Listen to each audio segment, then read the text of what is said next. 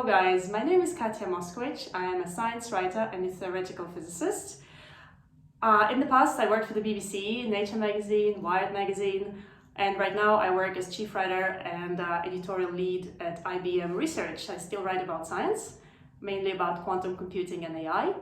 And so I decided to start producing these videos to kind of share insights that I get from amazing scientists that I talk to every day. There are many of them at IBM Research alone, but I also, of course, as a science journalist in the past, I spoke to a lot of scientists for different stories, and I specialize in physics and astronomy.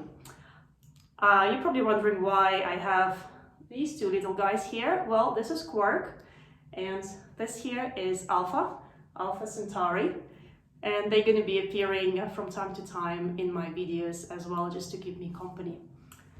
So actually the idea to start recording videos appeared after I published a book, my first popular science book that got published in September by Harvard University Press, and it talks about neutron stars.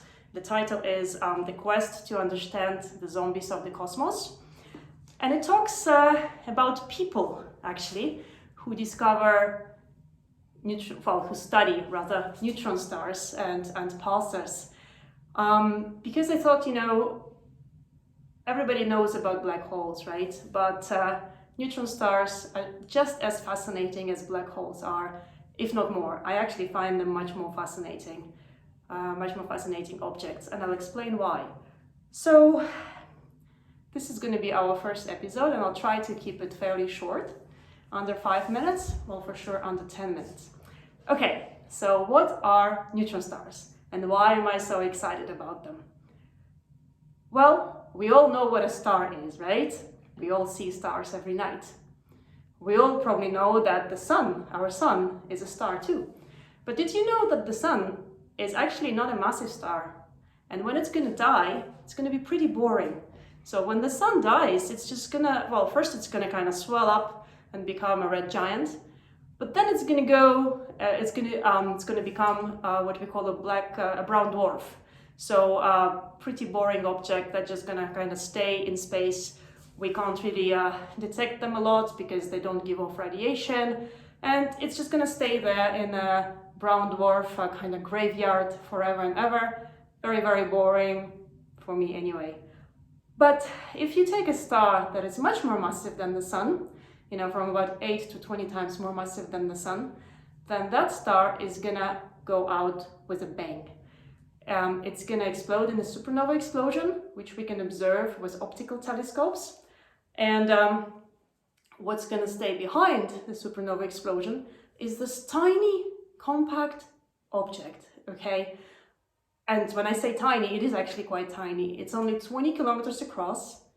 So if you imagine a medium-sized city, say the size of Manchester, and you curl it up into a ball, and this ball is spinning in space, and spinning like crazy too. It's rotating about, hundreds of revolutions a second, every second, and it's also traveling through space at about 200 kilometers a second.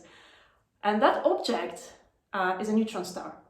So they are extremely enigmatic. We don't know what is inside neutron stars, but we are able now to detect them because they give off radiation from the two magnetic poles. So if you imagine a lighthouse at sea, so the lighthouse is spinning, right? And there is a continuous stream of light, but ships will only detect it if they're in the field of view of the lighthouse. So the lighthouse is turning and the ship will see a flash, whoop, whoop, whoop, right? The same with pulsars.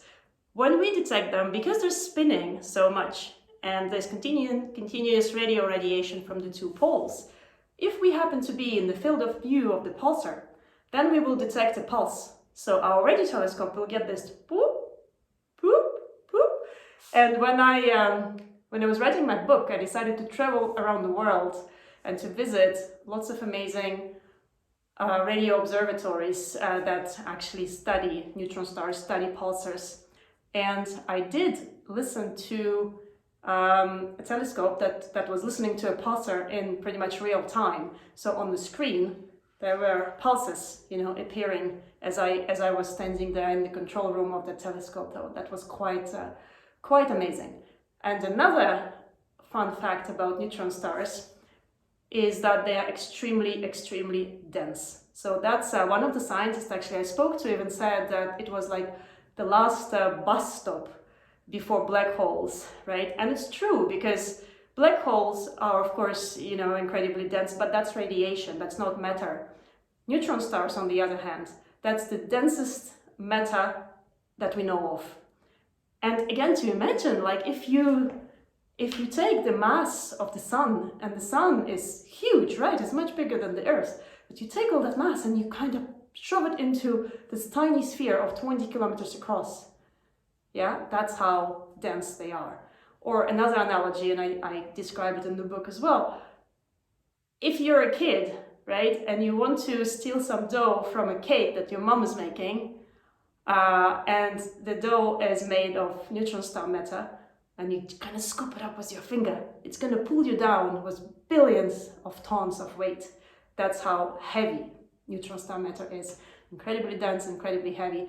So those objects are extreme and very small, and they spin, and they give off radio radiation that we can detect. I think it's completely mind-blowing.